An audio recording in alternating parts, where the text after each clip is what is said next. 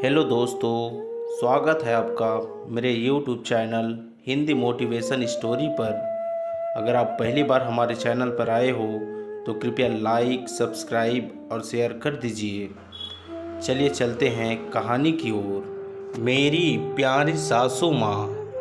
सुबह 10 बजे तक सोने वाली और बार बार उठाने पर भी थोड़ी देर और सोने दो ना कहने वाली शालिनी आज भोर को 6 बजे ही उठ गई थी। इतना ही नहीं, उसने सबके लिए चाय बनाई, पेपर लेकर आई, बगीचे में पानी दिया और पापा को सुबह मॉर्निंग वॉक के लिए भी उठाया। सभी लोग शालिनी को बड़ा आश्चर्य से देख रहे थे। सभी का एक ही सवाल था, शालिनी तुम क्या कर रही हो? शालिनी ने धीरे से जवाब दिया, 3 महीने हो गए हैं मेरी शादी तय हुए। वहाँ पर कौन होगा मेरे आगे पीछे घूमने वाला? वहाँ तो सब मुझे ही करना होगा। बस इसलिए आज से ही शुरू कर दिया। घर की बेटी को इतना समझदार होते हुए देख सबको खुशी हो रही थी और साथ साथ बुरा भी लग रहा था।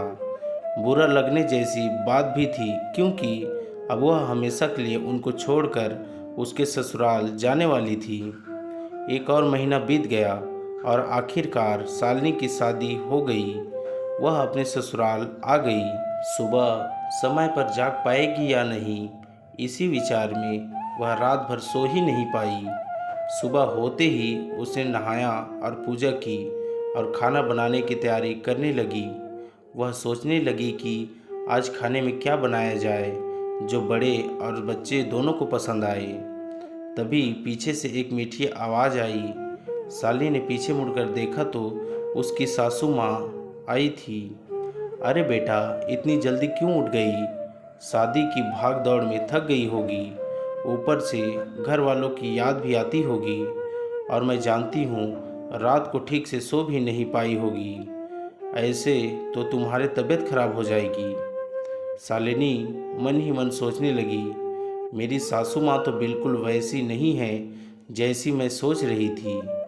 मैं तो डर के मारे कितने दिनों से सुबह जल्दी उठने का प्रयास कर रही थी। यहाँ तो परिस्थिति बिल्कुल अलग है। शालिनी ने कुछ काम खत्म किया ही था कि तभी सासू माँ ने आवाज़ दी, बेटा इधर आओ, देखो तो सही मैं क्या बना रही हूँ।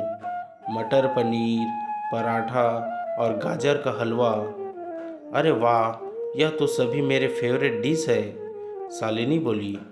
उसे तो कुछ समझ में ही नहीं आ रहा था। उसे लग रहा था जैसे यह सब सपना है। शालिनी को एहसास हुआ कि यह सपना नहीं, सच है। सासू माँ ने कुछ कहा, शालिनी सुन नहीं पाई। वह थोड़ी डर गई। उसे डरा हुआ देखकर सासू माँ ने कहा, शालिनी जरा इधर तो आओ, यहाँ तो बैठो, मेरी बात ध्यान से सुनो और समझो। शादी मतलब लड़की की परीक्षा नहीं होती है। तुम्हारी शादी सिर्फ मेरे लड़के से नहीं हुई है। जितनी जिम्मेदारी उसके तुम्हें खुश रखने की है उतने ही हम सब की भी। हमने तुम्हें घर सिर्फ काम करने के लिए नहीं लाया है। तुम्हें क्या क्या आता है या तुम हमारे लिए क्या कर सकती हो, यह सब देखने के लिए तो बिल्कुल नहीं। और हम तुम्हारी आज़ादी भी तुमसे नहीं छीनेंगे। अगर अपनी बात करूं तो मुझे सिर्फ एक अच्छी फ्रेंड चाहिए थी। मैं बिल्कुल नहीं मानती कि बहू ने सुबह सुबह जल्दी उठकर पूजा पाठ करना चाहिए। और मैं यह भी नहीं मानती कि बहू को बहुत अच्छा खाना पकाना आना चाहिए। शादी का मतलब तुम्हारे सपनों का बलिदान बिल्कुल भी नहीं हो सकता। बल्कि मैं तो कहूँगी कि शादी का मतलब तुम्हारे सपनों को और ज़्यादा ऊंची उड़ान देना होना चाहिए। हम सब हमेशा तुम्हारे साथ हैं, हर दिन हर पल। शालिनी की शादी को अब 10 साल बीत चुके थे। इन 10 सालों के सफ़र में उसने जो अनमोल रिश्ते कमाए थे उनमें से एक थी माँ। जी हाँ, वही सासू माँ जो अब उसकी माँ बन चुकी थी। शालिनी ने अपने जीवन में काफ़ी उतार चढ़ाव देखे थे, लेकिन उसके मन में यह एक सोच बहुत पक्की बैठ चुकी थी कि जब भी उसके लड़के की शादी होगी और वह घर में बहू लाएगा तो वह भी अपने सासू माँ की तरह ही अपनी बहू के साथ व्यवहार करेगी। टीवी सीरियल में सास बहू को दिखाया जाता है, वही वास्तविकता है, ऐसा बिल्कुल नहीं है। समय के साथ लोग बदलते हैं, लोगों के विचार बदलते हैं। कुछ गलत लोग जरूर जीवन में आते हैं, लेकिन सभी गलत हो ऐसा ज़रूरी नहीं। आखिर में यही कहूँगी कि बहू मतलब बेटी ही होती है।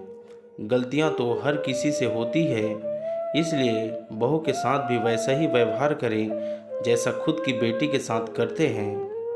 दोस्तों, कहानी को पूरा देखने और सुनने के लिए आप सभी का धन्यवाद। अगर आप लास्ट तक देख चुके हो तो कृपया लाइक, सब्सक्राइब और शेयर कर दीजिए। अगर कहानी आपको अच्छी लगी हो तो धन्यवाद। मिलते हैं और भी ऐसी कहानियों पर।